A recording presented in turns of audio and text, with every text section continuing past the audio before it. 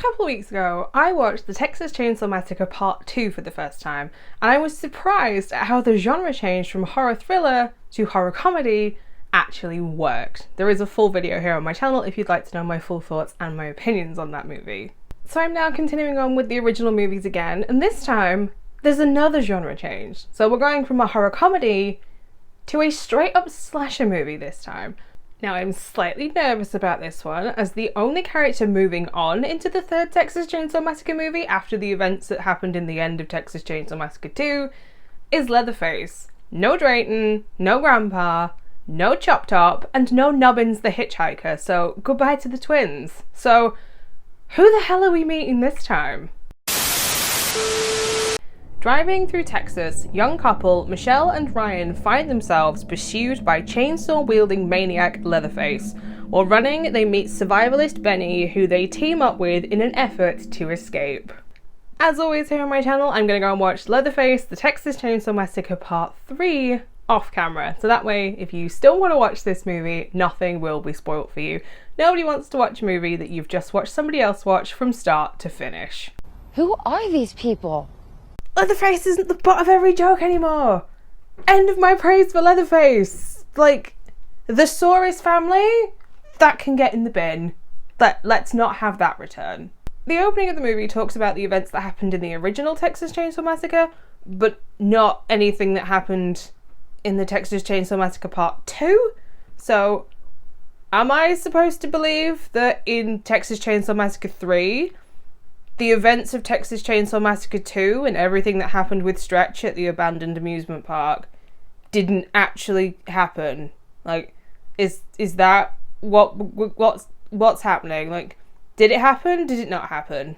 It is going to take some going to knock Chop Top off of the creepiest member of the Sawyer family for me, but Tinker's in the top 3. Now, the problem that I have, though, with the family in this movie is that they don't feel like a constant threat, and they only really get used in the second half of the movie. Like, Leatherface, I get that he's menacing again, but he's creeping up on nobody wearing a squeaky leg brace. Like, no. Like, you're out here in the middle of a forest trying to be inconspicuous, you know, trying to do your good old, like, let me be a slasher in a slasher movie goodness, and the squeaking, that's a giveaway. That's a giveaway. I thought we'd stayed away from the comedy elements in this movie. The big issue, though, that I have with the family is that they just aren't as good.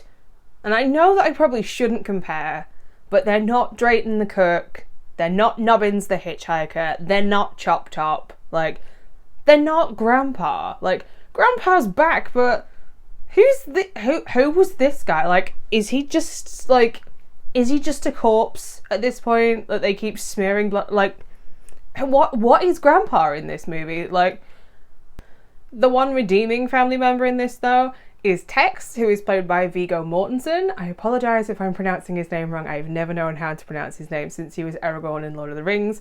And the little girl that plays his daughter, who is played by Jennifer Banco. Tex stands out from the rest of the family members because A, he does have this father-daughter relationship, and B, he's very level-headed compared to the rest of the family, who do everything purely on impulse, it seems.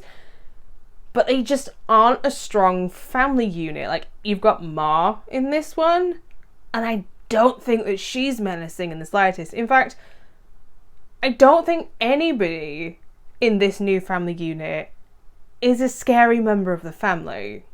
They're all just forgettable. And they blend in with each other, which is a sad thing to say when you're supposed to be a family of cannibals. But they're just one great big stereotype in this movie. Did I care what happened to Michelle and Ryan? No. Did I care what happened to Benny? Not really. Did I care what happened to the family? Again, no. And that has got to be a problem, because I should be rooting for at least one side in this fight.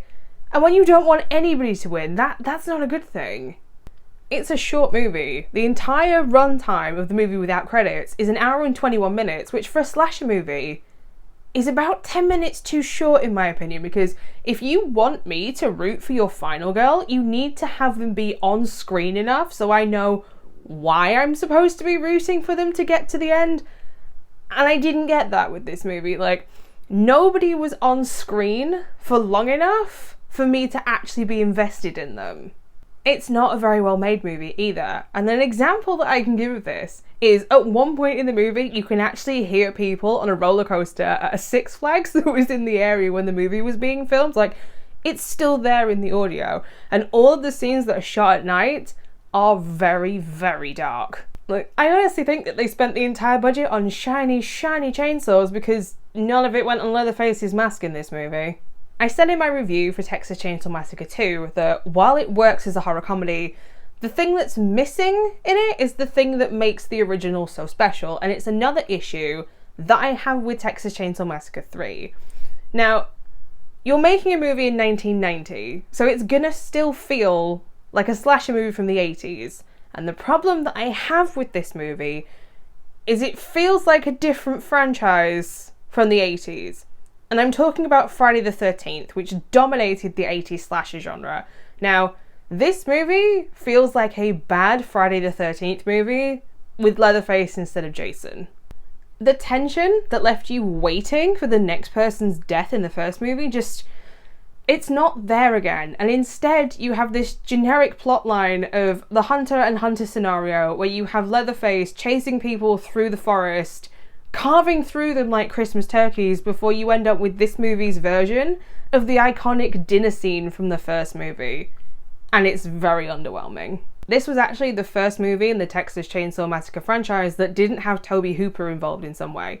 Instead, it's based on the characters created by Tobe Hooper and somebody else directed it. And you can feel this. It just feels like a very generic slasher movie, and I didn't have a great time with this movie compared to the previous two entries. And I think a lot of that has to come down to its budget, because it's clear that this had a much lower budget than the two previous movies, and I think not having Tobe Hooper's input on this is also detrimental to the plot. I'm gonna give Leatherface, the Texas Chainsaw Massacre 3, a 2 out of 5 stars because it's not horrible, but it's also not great. So there you have it, my initial thoughts and my opinion on Leatherface, the Texas Chainsaw Massacre Part 3 from 1990. If you've also seen this movie, I would love to know what your thoughts and opinions are down in the comment section down below. I'll be back on Friday with another solo movie review, and this time, it might be a special one. It might be something that is brand new out on the day that the video goes up. But if you want to know everything that I watch, of not just the things that I post here on YouTube, you can find me over on Instagram. And until next time, bye!